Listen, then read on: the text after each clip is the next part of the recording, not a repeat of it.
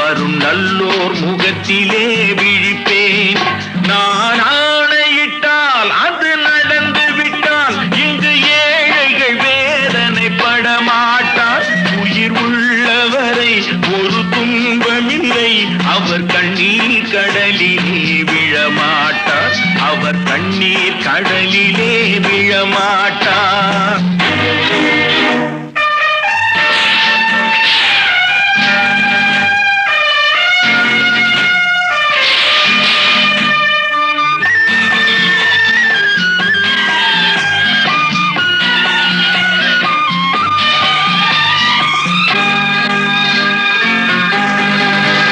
இங்கு